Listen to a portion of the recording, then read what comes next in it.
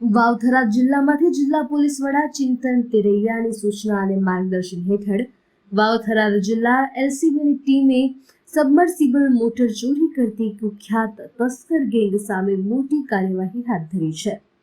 LCB PI AP ચૌધરીના સચોટ action અને ચોક્કસ બાતમીના આધારે પોલીસે 7 શખ્સોને ઝડપી પાડી તેમની પાસેથી અંદાજે 4 લાખ રૂપિયાની કિંમતની 13 સબમર્સિબલ મોટરો જપ્ત કરી છે.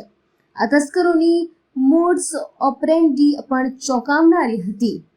આરોપીઓ રાત્રિના અંધારામાં નર્મદા કેનાલમાં ઉતરીને કુહાડી વડે પાઇપો કાપીને ખેડૂતોની સબમર્સિબલ મોટરો ચોરી કરતા હતા અને ત્યારબાદ ચોરાયેલા મુદ્દામાલને અલગ અલગ સ્થળોએ સંતાડતા હતા.